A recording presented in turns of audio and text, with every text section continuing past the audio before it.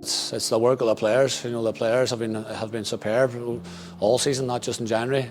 We've had a really good month in January with 5 wins and 2 draws, but the players do the hard work on the pitch, and you can be a bit embarrassed sometimes when you're picking up awards on their behalf. So delighted that I've got it on a personal note, but it really is down to the good work and the good play from our players over the course of the month. We had a really difficult month. We were playing against two of the title favourites, so I suppose you could call them, and rightly so, with the squads that they have and the way they've been playing. So they pick up 2 wins in them 2 games. We were delighted. It was a really tough month, 7 matches. For our players, it's a lot of football to be played. And we come through it, and we fly in colours. 5 wins and 2 draws. It's a brilliant return for us, and we've progressed in the cup as well against Dundela and Coleraine, and our 2 difficult ties. So it was a really good month for us, but it's important we try and back that up now in February and do the same again.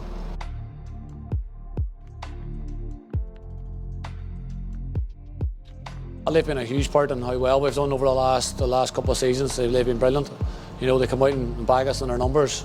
Even recently, you've seen our last 5 or 6 home games been sold out. It's something that we don't think we've done too often in a sequence of games like that, 5 or 6 in a row. So they've been brilliant with us. The players feed off that energy that they create and that buzz that they create around the ground, and they work hand in hand. The players obviously respond off the fans, and the fans respond off how the players are playing. So hopefully they continue to do that. I'm sure they will, and create that atmosphere that it's very intimidating for opposition to come Monday, but our boys thrive off it.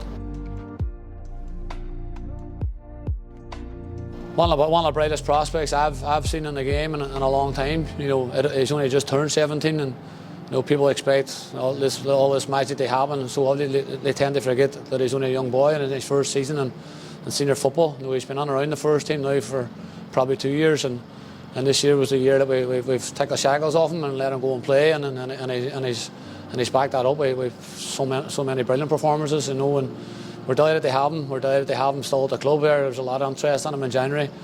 But it's important for Sean to keep his head down and keep working as hard as he has done up until this point.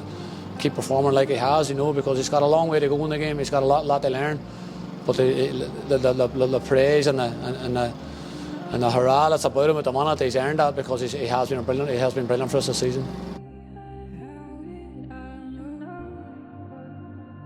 Get into the serious stage of the season now. Once you cross the halfway stage of the season, then it's really business end almost, and it's important, like I say, that we back up a good January.